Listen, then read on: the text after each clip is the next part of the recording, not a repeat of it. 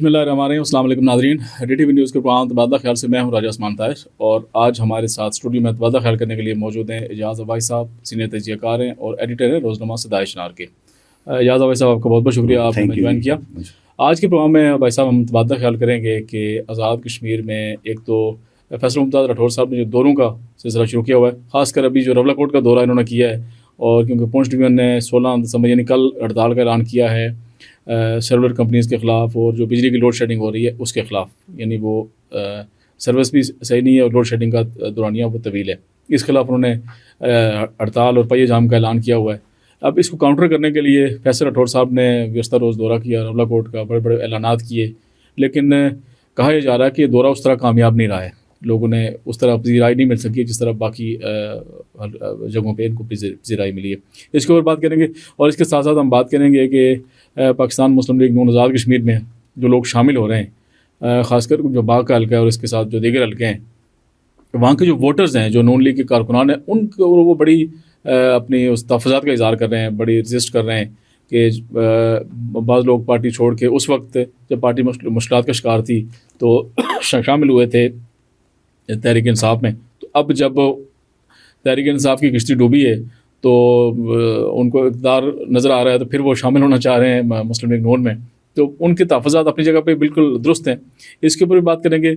और इसके साथ साथ ये भी बात करेंगे कि मुस्लिम लीग नून आज़ाद कश्मीर ने कहा है कि मौजूदा हुकूमत जो है वो इंतकामी कार्रवाई में उतर आई है, हालांकि इन्होंने वोट दिया था फैसल राठौर साहब को। तो इस के ऊपर भी आपसे हम आपकी राय लेंगे। तो सबसे पहले ये आपसे मैं जानना चाह रहा हूँ, ये बताएं कि जिस तरह फैसल राठौर साहब ने दौरा किया रवलाकोट का, और रवलाकोट वालों ने, पुंछ डिवीज़न वालों ने हड़ताल का ऐलान किया हुआ है, जिस तरह मैंने आपको बताया लोड शेडिंग बहुत ज़्यादा हो रही है और बिजली आती भी है तो उसका जो वोल्टेज इतना कम होता है कि वो कह रहे हैं किसी काम की नहीं है, और अभी तक ये मसला हल नहीं हो सका है। सर्वर कंपनीज़ की जो डेटा सर्विस है वो इंतहाई नाकस है। तो क्या कहेंगे फैसल राठौर के दौरे पे और इनकी हड़ताल पे? बहुत शुक्रिया उस्मान साहब। राठौर से फैसल राठौर साहब ने, मैं समझता हूँ, एक अच्छी है आज सियासी मुहिम शुरू की हुई है, और जो पुंछ का दौरा था वो उनका यही काउंटर करने का एक कोशिश थी, और ये नहीं कहा जा सकता कि वो सब पूरी तरह नाकाम रहे हैं। लोगों को अच्छी पजीराई दी है, और मैं समझता हूँ कि जब से उन्होंने दौरा किया और उससे पहले ही जब हड़ताल का ऐलान किया गया था अवामी एक्शन कमेटी की तरफ से, तो लोड शेडिंग की दूरनियों में किसी हद तक कमी आ गई है। अच्छा। और सेलुलर कंपनियां, जो कि आपको पता है वो आज़ाद कश्मीर के कंट्रोल में तो है नहीं, वो ज़ाहिर है, वैसे बिजली भी आज़ाद कश्मीर कंट्रोल में नहीं है, लेकिन चूँकि ज़ाहिर है कोई ना कोई शेड्यूल थोड़ा बहुत दबाव डाल कर किया जा सकता है। सेलुलर कंपनियों ने जो आज़ाद कश्मीर के अंदर ओवल आ रहे के हालात ख़राब किए हुए हैं, उनकी सर्विस स्लो है, नेट काम नहीं कर रहा ठीक तरह से, और ये जो हमारे सिग्नल हैं ये ठीक तरह से काम नहीं कर रहे, कनेक्टिविटी का इशू है, खासकर नेट का जो मामला है ये लोगों के लिए बड़े तहफ़्फ़ुज़ात हैं। लेकिन अब ये इन्हीं चीज़ों को काउंटर करने के लिए उन्होंने रवलाकोट को दौरा किया है, और मेरे ख्याल में दौरा ठीक रहा है। काफ़ी हद तक काफ़ी तादाद में लोग भी बाहर निकले हैं। उन्होंने सिर्फ रवलाकोट का नहीं, बल्कि ये जो उनका 5 नंबर हल्का है, तनवीर इलियास साहब की आबाई फैमिली का हल्का है, उसका भी दौरा किया। वहाँ जाते हुए कोई 1-2 सब डिवीजनों का ऐलान किया है। ये मेरे ख्याल में इस तरह के गैर ज़रूरी हैं, इनको इस मौके पर ज़रूरी नहीं करार दिया जा रहा है। देखो, दातोड़ को तहसील बनाने का, आप छोटी छोटी तहसीलें अगर इस तरह बनाने शुरू करेंगे तो मरकजियत जो होगी रवलाकोट की, बाग की, मीरपुर की, कोटली की, वो कमज़ोर पड़ जाएगी सारी। बिल्कुल सही बात। ये तहसीलें बनाने के बजाय, ये आप सब डिवीजन बनाने के बजाय, ये मजीद इजला बनाने के बजाय जो पहले से बने हुए हैं उनको स्ट्रेंथन किया जाना चाहिए, कनेक्टिविटी ठीक की जानी चाहिए, रोड इंफ्रास्ट्रक्चर ठीक होना चाहिए। तो इस तरह अगर करें तो मैं समझता हूँ, देखें ना, ये चीज़ें अमन 5-6 महीने में तो इन चीज़ों पर अमल दरामद होना भी मुश्किल है ना। तो गैर ज़रूरी चीज़ों को जब ऐलान करेंगे तो इससे ये तासर भी उभरेगा कि आप इलेक्शन का माहौल बनाने के लिए ऐसे हवाई ऐलानात कर रहे हैं जिनका कोई वजूद नहीं बनता। इसके बजाय मैं समझता हूँ कि उन्होंने जो दौरे करके आज़ाद कश्मीर के अंदर जो ब्यूरोक्रेसी, आज़ाद कश्मीर के सरकारी मुलाजमीन, आज़ाद कश्मीर के सियासी कारकन बिल्कुल इससे जो सिस्टम है हमारा, इस सिस्टम से बिल्कुल लाताल्लुक़ होकर रह गए थे। ब्यूरोक्रेसी ने काम करना छोड़ दिया, सरकारी मुलाजमीन ने दफातर में हाजिरी छोड़ दी, सियासी कारकन सियासी से दूर हो गए। तो इनके दौरों की वजह से ये चीज़ें दोबारा एक्टिव हुई हैं। ये ओवरऑल इसका फ़ायदा आवाम को हो रहा है। रही पुंछ वाले डिवीजन वालों की हड़ताल, तो मैं समझता हूँ कि ज़ाहिर है कि लोड शेडिंग कम हो जाती है तो उनकी हड़ताल का वो जोर असर नहीं रहे, जवाब नहीं रहेगा। लेकिन चूँकि आज़ाद कश्मीर हुकूमत के बस में नहीं है, लोड शेडिंग मुकम्मल ख़त्म करना, चूँकि वो इनका तासर ये भी है, खुद ही खुद सुल्तानी गवाह बनकर सामने आ रहे हैं। हमारे हुक्मरान कहते हैं जी 350 मेगावाट पहले बिजली का खर्चा था और अब लोग हीटर लगाते हैं और खर्चे बढ़ गए और एसी लगाते हैं और 600 मेगावाट पर पहुंच गई है। सारी 600 मेगावाट पर है तो बिल भी तो दिया जा रहा है ना। पाकिस्तान में आप खुद ही कहते हैं जी कि मुल्क भर की बिजली की जो खपत है वो 20-22 हज़ार मेगावाट है, तो बिजली आपके पास 25-28 हज़ार मेगावाट है, तो सरप्लस है, तो खर्चा होने दें, आपको रेवेन्यू तो आ रहा है ना, ये तो नहीं है रेवेन्यू नहीं आ रहा। और वहाँ साथ ही एक और जो चीज़ सामने आई है, अवामी एक्शन कमेटी की मैं रात को सुन रहा था, शौकत नवाज मीर साहब भी और ओमन नज़ीर कश्मीरी और 2-3 और लोग बैठे हुए थे। उन्होंने आज़ाद कश्मीर हुकूमत को एक और थ्रेट की है, अच्छा, कि आप अपनी काबीना में तो आपने हमारे मायदे के मुताबिक बनाई है, लेकिन माजीन मेंबरान असम्बली के हवाले से कमेटी बनाने में आप ताख़ीर का मुज़ाहरा कर रहे हैं। हमने कमेटी के लिए बंदे भी दे दिए थे, आईनी कमेटी आप नहीं दे रहे, और उससे पहले सुना है कि आप डिप्टी स्पीकर के खिलाफ अदम एतमाद करके माजर मेंबर असम्बली को डिप्टी स्पीकर बनाने की कोशिश कर रहे हैं और एक माजर मेंबर असम्बली को पब्लिक अकाउंट कमेटी का चेयर बनाने की कोशिश, माजिद खान के हवाले से। अगर ये इस तरह की बात की तो हम इसको मायदे की खिलाफत शुमार करेंगे और इसके खिलाफ हड़ताल और रद्द-ए-अमल की कॉल देंगे। अच्छा। तो मैं समझता हूँ हुकूमत को ज़ाहिर है ये जो इस तरह की एक्टिविटी है इससे किसी हद तक फ़ायदा भी हो रहा है, लेकिन बाद चीज़ें के गले पड़ रही हैं और सर मुड़ाते ओले पड़ने वाली बात यह है कि नई नई चीज़ें सामने आएंगी। तो मैं समझता हूँ कि ये इस तरह करने के बजाय इनको फोकस करके अवामी एक्शन कमेटी के साथ जो इन्होंने मायदे किए हुए थे उन पर अमल दरामद की तरफ हमवार करनी चाहिए, ताकि इनको भी फ़ायदा होगा, आज़ाद कश्मीर की आवाम को भी फ़ायदा होगा और उसका अल्टीमेटली क्रेडिट अवामी एक्शन कमेटी को तो जाएगा ही जाएगा, लेकिन पीपल पार्टी की हुकूमत को जाएगा। लेकिन अगर अमल नहीं करेंगे तो डिस्क्रेडिट ही हुकूमत होगी पीपल पार्टी। अच्छा, इसमें खास बात ये है भाई साहब के जिस तरह उनका बड़ा जायज़ मुतालबा है, देखें अगर 16-18 घंटे की लोड शेडिंग हो रही है तो उसमें आपका कारोबार मुतासर हो रहा है, लोगों का सर्दियों में जवाब ही नहीं बनता ना, ये सर्दियों का मौसम है, एसी आपके बंद हो गए, आपकी बिजली की खपत कम हो गई है, आप बिल भी दे रहे हैं, तो मैं नहीं समझता कि ये तो शरारतबाजी है सरासर। और बड़ा देखिए ना, आज़ाद कश्मीर में मिला जुला कर कोई 20 ग्रिड स्टेशन है, उनमें से एक ग्रिड स्टेशन भी आज़ाद कश्मीर की हुकूमत का अपना नहीं है। सारे के सारे ग्रिड स्टेशन किसके हैं? वापडा के हैं। जिस तरह जो बिजली की तकसीमकार कंपनी है, जिस तरह जहाँ आइस्को का दायरा कार है या पेस्को का है। अब अलमिया ये है कि आज़ाद कश्मीर का पीडीओ पावर डेवलपमेंट अथॉरिटी जो इनका अपना डिपार्टमेंट है, जो बिजली के छोटे छोटे प्रोजेक्ट लगाता है और उनकी बिजली उठाकर वापडा के आगे सेल कर देता है। अगर ये अपना ग्रिड स्टेशन और ट्रांसमिशन लाइन और अपना इंफ्रास्ट्रक्चर बना दें, अपनी पैदा करदा बिजली को अपने सिस्टम के अंदर डालें, तो ये इस तरह की खराबियों पर काबू पाया जा सकता है। लेकिन यहाँ इन्होंने बाबू बैठाए हुए हैं, उन बाबुओं का काम एसी वाले कमरों में बैठकर मायदे करना, अपने लिए हिसाब मुकर्रर करना, बिजली की कीमत साइन करना, पैदा करने के बाद वहाँ से खड़े खड़े बिजली वापडा के हवाले कर देते हैं और वही बिजली आज़ाद कश्मीर का दूसरा डिपार्टमेंट जिसको महकमा बरकियात कहते हैं दोबारा खरीद कर अजाफी पैसे देकर खरीद कर आज़ाद कश्मीर के लोगों को फिर तकसीम करता है। अच्छा, इसमें खास बात, हालांकि ये दोनों डिपार्टमेंटों का अगर निजाम हो, ये आपने बड़ी अच्छी बात की है। मुझे कोई नीलम जाने का इत्तेफाक हुआ, हम एक दफा इकट्ठे गए थे, आपको याद है? छोटे छोटे लोगों ने यूनिट्स बनाए हुए हैं। आप यकीन करें, एक मोहल्ले के 5-10 जो मकान है ना, घर हैं, उनके लिए उन्होंने पानी से बिजली पैदा, पानी से बिजली, पन बिजली, लोड शेडिंग का कोई सबर ही नहीं है। वहाँ आराम से सुकून से उन्होंने अपने घर रोशन किए हुए हैं और बिजली चल रही है। ये गवर्नमेंट के लेवल के ऊपर अगर इसके ऊपर काम किया जाए और आज़ाद कश्मीर काबू पा सकता है लोड शेडिंग पर, और आज़ाद कश्मीर अपनी बिजली में खुद कफील भी हो सकता है। लेकिन हम ऐसे खामखा दावे वापडा के लगाए गए आज़ाद कश्मीर जो प्रोजेक्ट हैं, हम उन पर भी अपने दावा जताने की कोशिश करते हैं कि वो भी हमारे। हालांकि पीडीओ की बुनियादी जिम्मेदारी ये है कि 50 मेगावाट से नीचे वाली बिजली घर अगर ये आज़ाद कश्मीर में ऐसी खासी तादाद में बनाएं, और दूसरा जो डिपार्टमेंट है आज़ाद कश्मीर का, बिजली तरसील कंपनी है आज़ाद कश्मीर में, डेस्को आप उसको शुमार कर सकते हैं, महकमा बरकियात, अगर उसके साथ इनका लिजान ठीक हो, अपनी बिजली एक डिपार्टमेंट पैदा करे, वो दूसरे डिपार्टमेंट के हवाले करे, वही बिजली आज़ाद कश्मीर के लोगों के अंदर आप तक तकसीम करेंगे, तो ये सारी मिसाइल है। लेकिन जब दोनों तरफ आपने बाबू बैठाए हुए हैं, आपने तय किया हुआ है कि हमें मेहनत करनी ही नहीं है, अपने आप को मुश्किल में फंसाना ही नहीं, वो डिपार्टमेंट पैदा करके वहाँ बैठा वापडा उसको दे देता है, आप वापडा से अजाफी पैसे देकर, अजाफी पैसे को वापडा कोई ज्यादती इनके साथ नहीं करता, ज़ाहिर है उसने अरबों रुपया खर्च करके आज़ाद कश्मीर में ग्रिड स्टेशन बनाए हुए हैं, उन्होंने ट्रांसमिशन लाइनें बिछाई हुए हैं, बड़े बड़े टावर खंबे लगे हुए हैं, उनको तो खर्चादार है जो इंटरव्यू लेते हैं वो तो उनका हक बनता है। ये काम वो खुद कर सकते हैं छोटे पैमाने पर, बड़े 500 मेगावाट से बड़े बिजली घरों में ज़ाहिर है वो वापडा वाले बनाएं और उनके कंट्रोल में हों, लेकिन ये छोटे छोटे बनाकर भी ये बिजली उनके हवाले करें। अच्छा, ये एक बड़ा मसला इसके साथ जो अहम मसला है वो जो मोबाइल कंपनीज़ हैं उनका जो डेटा सर्विस है वो कह रहे हैं बिल्कुल, मतलब अगर आप जैसे कश्मीर में दाखिल होते हैं तो आपका इंटरनेट 2 GB ये तो देखे ना उस्मान तार साहब, हम इधर पिंडी रावलपिंडी इस्लामाबाद बहुत बड़े शहर में रहते हैं और कैपिटल है मुल्क का जी, यहाँ भी बहुत स्लो है। और ये दानिस्ता पाकिस्तानी सिस्टम इस वक्त जिन लोगों के कंट्रोल में है, उन्होंने ज़ाहिर है कौम को और कुछ देने की पोजीशन में है नहीं, सही, लेकिन वो उनके पास एक चीज़ ज़रूर है कि चीज़ों का कंट्रोल उनके हाथ में है। अगर फेसबुक पर कंट्रोल नहीं है, एक्स पर कंट्रोल नहीं है, ये जो बाकी चीज़ें हैं जो सोशल मीडिया ऐप्स हैं, इन पर अगर उनका कंट्रोल नहीं है तो आसान काम ये है कि वो नेट के ऊपर कंट्रोल करके नेट सर्विस स्लो कर देते हैं।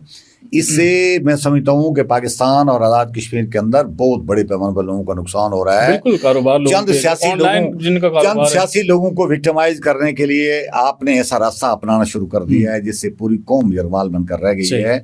उनके काम कारोबार ऑनलाइन जो उनकी बिजनेस छोटे मोटे काम कारोबार लोग करते थे वो बंद होकर रह गए हैं और ये बड़ा अफसोसनाक तर्ज अमल है। और ये सिर्फ मेरे ख्याल में आज़ाद कश्मीर वहाँ तो बिल्कुल ही लावारा सिस्टम है ना जी। पिछले अरसे में आज़ाद कश्मीर वालों को 8-10 हज़ार रुपए की रकम भी मिली थी, जो सेलुलर कंपनियां इनके जो टैक्स रेवेन्यू आज़ाद कश्मीर से आता है उसका हिस्सा मिला था, वो भी अनवार लाख साहब वहाँ दबा कर बैठे रहे हैं। उनको खर्चा करके कहीं कोई सिस्टम ठीक करना उसका तो किसी की तवज्जो ही नहीं है सिरे से। लेकिन बुनियादी तौर पर ये दोनों चीज़ें बिलखुसूस ये जो हमारा नेट सिस्टम वाला कंट्रोल है ये तो ज़ाहिर आज़ाद कश्मीर के अपने बस में है नहीं ना, लेकिन इसको कोई पॉलिसी बैठ कर तय तो किया जा सकता है। राठौर साहब को पॉलिसी बनानी चाहिए जी जी, ये जेन्युइन मसाइल लोगों के लोड शेडिंग और ये सेलुलर कंपनीज की सर्विसेज है इसके ऊपर बात करें ताकि इन मसाइल को हल किया जा सके। उस वक्त पाकिस्तान में उनकी हामी हुकूमत बैठी हुई है, अब भी अगर अपनी मुश्किलात को कम नहीं करवा सकेंगे, आज़ाद कश्मीर में हुक्मरान और अपोजिशन दो जो जमातें हैं उन दोनों की पार्टियां पाकिस्तान में हुकूमत कर रही हैं, अगर इस वक्त भी आप इस तरह की शिकायत दूर नहीं कर सकते तो फिर कैसे करेंगे? इस तरह के साजगार माहौल आपको दस्तियाब न हो। इसलिए ये बैठकर बात करने वाली चीज़ें हैं और ये मरकज के सामने उठाने वाली चीज़ें हैं। अच्छा, अब आप क्या समझते हैं जिस तरह फैसल राठौर साहब ने जो दौरा किया, मतलब एक तो उनका ये कोशिश थी कि ये जो हड़ताल है ये किस तरह मौखर हो जाए और हड़ताल तो कल मेरे ख्याल से उन्होंने ऐलान किया हुआ कि वो करेंगे, ठीक है। तो अब दौरे के असरात आप समझते हैं कि कुछ अच्छे पड़े हैं या? नहीं, मेरा हाल में ठीक है। मैं उसको नाकाम बिल्कुल नहीं कहता। देखे ना, हमें तो इन्होंने एक अच्छी एक्टिविटी तो करेंगे, हमें एक अच्छी एक्टिविटी की हौसला अफजाई करनी चाहिए। वो अच्छी एक्टिविटी ये है कि वज़ीर-ए-आज़म मुजफ्फराबाद बैठ कर नहीं बाहर निकल रहे हैं और खासकर पुंछ डिवीजन का जो उन्होंने जिला पुंछ का उन्होंने कल दौरा किया है उसके पेश नज़र भी वो आने वाली वो हड़ताल थी। बात ये भी होता है भाई साहब, आने वाली हड़ताल थी, हवाई ऐलानात भी बहुत होते हैं, हवाई ऐलानात करके इससे ग्रेज करना चाहिए ना, मैं यही कह रहा हूँ, लेकिन उसमें ग्रेज करना चाहिए। अब वहाँ उन्होंने अपनी पार्टी के बड़े लोग सारे सबक वज़ीर-ए-आज़म जो दो तनवीर इलियास साहब और याकूब साहब ये सारे इकट्ठे किए हैं और अब डेफिनेटली आज शाम भी है और मेरे ख्याल में जो हड़ताल वाला जो कौमी एक्शन कमेटी वाले हैं उनसे भी उन्होंने बात की होगी।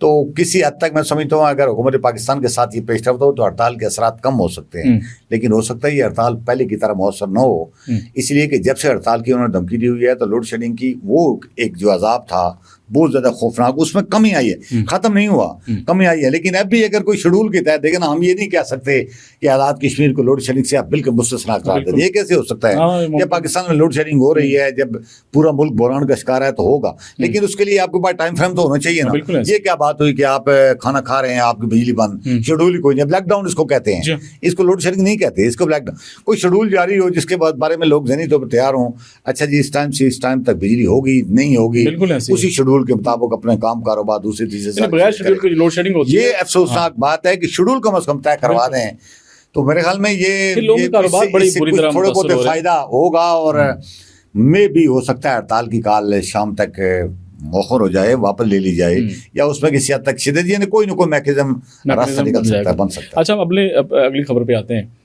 अब ये बताएं कि जिस तरह मुस्लिम लीग नून में काफ़ी सारे लोग हैं जो इलेक्टेबल्स जो शामिल होना चाह रहे हैं, जिन्होंने मुस्लिम लीग नून छोड़ के PTI में या मुख्तलिफ जमातों में शमूलियत इख्तियार की थी। जिस तरह सरदार मीरक साहब हैं हल्का शर्की से बाग से, जब ये शामिल हो रहे थे PTI में तो इनके जो नून लीग के कारकुनान थे बड़ा रजिस्ट किया था इन्होंने कि आप ना जाएँ, लेकिन इनको पता था कि अब वहाँ पे वो इक़्तिदार का सूरज तलू हो रहा है और हमने उधर ही जाना है, तो फिर वो दौड़ के शामिल हो गए पाकिस्तान तहरीक इंसाफ में। अब पाकिस्तान तहरीक इंसाफ की नैया जब डूबी तो अब इन्होंने फिर छलांग लगाने की कोशिश की एक दफ़ा फिर नून लीग में, तो गुज़श्ता दिनों बल्कि नून लीग की क़यादत जो आज़ाद कश्मीर की, वो इनको बाज़ाब्ता शमूलियत की दावत दी, इनके घर गई थी, इनके घर गए लोगों ने, फिर जो कारकुनान हैं उन्होंने बड़ा तहफ़्फ़ुज़ात का इज़हार किया, रेजिस्ट किया। तो फिर मुश्ताक बिन साहब का एक बयान सामने आया था कि नहीं, हम कारकुनान की जो इज़्ज़त नफ्स है उसको बहाल रखेंगे। लेकिन अब फिर दोबारा सुनने में ये आ रहा है कि इन लोगों को शामिल किया जा रहा है नून लीग में, और ये शामिल होने जा रहे हैं, ये भी हैं, कोई एक दो लोग और भी हैं। तो अब क्या समझते हैं कि इन लोगों को अगर ये शामिल होते हैं दोबारा मुस्लिम लीग नून में, तो इनके जो वोटर्स हैं क्या वो इनको वोट देंगे, या उनके तहफ़्फ़ुज़ात जो हैं या उनके जो मामलात थे वो किस हद तक? ये उस्मान ताहिर साहब असल में आज़ाद कश्मीर पाकिस्तान और सियासत कुछ मखसूस लोगों ने यरमाल बनाई हुई है। छोटे एहलकार सारी ज़िंदगी कुर्बानियाँ देते रहते हैं, लेकिन उनके पास अपनी पार्टियों के साथ आने वाले दौर में इलेक्शन में अल्टीमेटली खड़े होने के अलावा रास्ता कोई नहीं होता। बिल्कुल। ये बहुत अफसोसनाक करने वाला है, बस वो नारे मारे और ये बहुत अफसोसनाक करने वाला है कि मेरे अकबर साहब को टिकट दिया उन्होंने पार्टी ने, और वो टिकट लेकर जाकर पीटीआई में बात रहे थे, और पीछे जिन लोगों ने अपनी पार्टी को संभाला दिया, उसका वो झंडा उठाया, उसका टिकट जिंदा रखा, उन लोगों को नजरअंदाज करके अब पूरी नून लीग की क्रीम जाकर उनके घर पहुंची है कि आप दोबारा शामिल हो, आपके बगैर हमारा गुजारा नहीं चलता। कितनी अफसोसनाक बात है। सही बात। मेरा नुकता ये है कि ये सूरत हाल अगर नवाज शरीफ साहब तक पहुंचाने में इन हलकों के लोग कामयाब हो गए, जिन जिन हलकों में, वो हल्के कौन कौन से हैं? एक ये खावड़ा का हल्का भी है जहाँ साको मजीद शामिल हो रहे हैं, साको मजीद का भी। आपके शर्की बाग का हल्का है जहाँ से ज़ाहिर है वो पुराने लोग जिन्होंने मेरे अकबर साहब ने उनके साथ वो गड़बड़ की थी। इसी तरह वो लछराट का हल्का है जहाँ बादल लक्ष्मी मुकाबले चौधरी शाहजाद साहब ने कुरान पर हल्फ उठाया, कुरान पर हल्फ उठाया, और उसके बावजूद टिकट लेकर उठकर पीडीएम में शामिल हो गए। मतलब ये बेईमानी की हद है, ये नसरबाजी की हद है। खुदा की कसम, इन लोगों को शर्म से डूब मरना चाहिए बजाय जाकर उदी गिरने के। अगर ये इनकी सारी पूरी तरह मैं समझता हूँ कि नवाज शरीफ साहब तक पहुंचने में कामयाब हो गई इनकी हिस्ट्री, तो इनमें से शायद शाहजाद को भी और मेरे अकबर को हो सकता है वो कबूल ना करें। सही बात है। साको मजीददार है वो जो कि मुस्लिम कॉन्फ्रेंस के आदमी है, उनका एक अच्छा हल्का असर है, और उन्होंने अपने लोगों से मशावरत भी किया, उनको कल। इसके अलावा कुछ और लोग शामिल हो रहे हैं। चौधरी रज़ाक साहब शामिल हो रहे हैं समानी वाले हल्के से, और जो हर दौर में बैरिस्टर सुल्तान महमूद साहब के साथ रहे हैं, और माजी में एक एमएलए थे चौधरी रशीद साहब, 3-4 बार लगातार जीते आए हैं। ये चौधरी रज़ाक साहब उसके भाई हैं, और ये इनके अपने हल्के में बड़ी अच्छा जीत तो नहीं सके, लेकिन बहुत अच्छी पोजीशन है। और 1985 में मुस्लिम कॉन्फ्रेंस के टिकट पर जो जीते थे उस हल्के से राजा मकसूद साहब, वो भी मुस्लिम कॉन्फ्रेंस के आदमी हैं, वो भी नून लीग में शामिल हो रहे हैं। अच्छा। ये दोनों नून लीग में शामिल हैं, और इस बार डेफिनेटली उनको कबूल किया जाएगा, इसलिए कि वो तो रज़ाकार नमूनों ने पार्टियां रोज बदलने वाला तर्जुमल नहीं अपनाया। उनको अगर टिकट मिला, ज़्यादा इम्कान यही है कि नून लीग का टिकट समानी से चौधरी रज़ाक साहब को मिल जाएगा, और अगर मिल गया तो अलीशान सोनी के लिए सीरियस प्रॉब्लम सामने आ सकती है। इसके अलावा मुझे किसी ने बताया था, बल्कि पीपल्स पार्टी के एक आम रहनुमा ने मुझे बात बताया कि उनकी पार्टी के अंदर, उनकी हुकूमत के अंदर, ये जो मौजूदा हुकूमत है, उनकी हुकूमत के अंदर कोई 1-2 वज़रा हैं जो अपने आप को कंफर्टेबल महसूस नहीं कर रहे और वो नून लीग में शामिल होने का प्रोग्राम बना रहे हैं। हाँ जी। अच्छा। उन्होंने तो नाम नहीं मुझे बताया, लेकिन मैंने अपने तौर पर ऐसे शुरली फेंक कर 1-2 वज़ीरों का नाम लेकर मैंने उनसे पूछा कि ये हो सकता है, ये हो सकता है, ये हो सकता है। तो जहाँ मैंने देखा कि उनके चेहरे पर थोड़ी सी स्माइल आ रही थी ना, यानी स्माइल आ रही थी, तो मुझे महसूस हुआ कि मेरा जो यानी तासर था वो ठीक ही था। आने वाले दिनों में उनको नाम लेंगे, लेकिन इतना ये है कि एक इस साउथ से हैं और एक दूसरे इस तरफ से हैं जो शामिल हो सकते हैं, और वो पीपल्स पार्टी कैबिनेट में है, वो इस वक्त दोनों कैबिनेट में शामिल हैं। अच्छा। जिनके बारे में ये खतरा है, और ये मैं नहीं कह रहा, ये पीपल्स पार्टी के अपने अंदर भी हल्की बात कर रहे हैं कि वो नून लीग में जा रहे हैं, नून लीग के अंदर कंफर्टेबल नहीं है, घुसने की कोशिश कर रहे हैं, पार्टी में कंफर्टेबल नहीं महसूस वो उन लोगों को तो पहले भी नून लीग में गुंजाइश मौजूद थी, उनको शायद यानी मतलब ऑफर भी की गई थी कि आप इधर आ जाएं, लेकिन वो अदम एतमाद की सूरत में, चूंकि आपको पता है 6-8 महीने की हुकूमत टाइम बाकी था, नून लीग ने पहले ऐलान कर रखा था कि अपोजिशन में बैठेंगे, तो उन्होंने शायद ये समझाओ कि यार ये 7-8 महीने हम क्यों अपोजिशन में बैठे हैं, हमें लोगों ने के हल्के के अवाम ने मैंडेट दिया हुआ है, तो हम वजारतें एंजॉय करेंगे, तो आखिर में हल्के खाली होंगे तो हम जाके शामिल हो जाएंगे, क्या फर्क पड़ेगा उनके जहन में। अब जब उन्होंने देखा है कि उधर तो नवाज शरीफ साहब ने बहुत बड़ा कोई इजलास रख लिया, वहाँ ऐलान कर दिया कि हम 30 दिसंबर से पहले जो दरख्वास्तें आएंगी उन्हीं पर देंगे, तो उनकी टांगें कम शुरू हो गई हैं। उन्होंने कहा अगर हम लेट हो गए तो मारे जाएंगे, लिहाजा जल्दी शामिल हो जाए, और इस बात का इम्कान है कि वो 30 दिसंबर से पहले ही शामिल हो जाए। इसके अलावा ये जो इतला ये है, जो अपना है डोडियाल वाले हल्के से क्या नाम है उनका, जो वजीर थे, अदर सादिक साहब, अदर सादिक साहब के बारे में भी इतला है कि वो भी डिस्कस कर रहे हैं, नून लीग में जाने के बारे में वो प्लान कर रहे हैं और कोई रास्ता मार कर रहे हैं। अंसर अब्दाली साहब के लिए अलबत्ता नून लीग में शमूलियत के रास्ते महदूद इसलिए हैं कि नून लीग में पहले से वहाँ बहुत मजबूत एक ग्रुप मौजूद है मुस्लिम लीग का, और वो राजा निसार साहब और उनकी फैमिली है। अच्छा। और दूसरा वो शादाब सिकंदर और दूसरा ग्रुप जो तगड़े हैं लोग। और इसके अलावा पीपल पार्टी में ज़ारा रफ़ीक ने चले गए हैं और वहाँ उन्होंने रास्ता बंद कर दिया है। लेकिन अंसर अब्दाली अपने हल्के में एक अच्छी खासी वोट बैंक के पोजीशन रखते हैं और मैं समझता हूँ कि वो अगर आज़ाद उम्मीदवार भी इलेक्शन लड़े तो उस खोरटे हल्के में अच्छा मुकाबला देखने को लोगों को। अच्छा, इसमें भाई साहब ये जो बैरिस्टर ग्रुप है, अब इसकी पोजीशन क्या देख रहे हैं? मतलब बाज़ाब्ता इन्होंने पीपल्स पार्टी में शमूलियत का ऐलान तो नहीं किया था, इन्होंने कहा था जी हम ये जो पीपल्स पार्टी की गवर्नमेंट है इसकी हमायत करेंगे, इनको वोट देंगे। तब शमूलियत वाला मामला अभी तक वो मुबहम सा है कि इन्होंने ऐलान किया नहीं किया, मतलब ये जो 5-7 लोग हैं इनका क्या बुनियादी तौर पर जब ये कश्मीर से जरदारी हाउस गए ना जी, हमायत के यकीन दिलाने कराने के लिए कि हमारे आपके साथ हैं। हमायत अलग चीज़ है, शमूलियत अलग चीज़ है। सुने ना जी, जब वो गए वहाँ पर के जी हम आपके में हम आपके साथ हैं, तो वहाँ गैर इरादी तौर पर उनके गले में पीपल्स पार्टी के पटे डाल दिए गए थे। अब ये तो कोई नहीं कह सकता ना जी कि फिलहाल पटान डाले में आपके साथ नहीं हूँ, ये तो नहीं कहा जा सकता।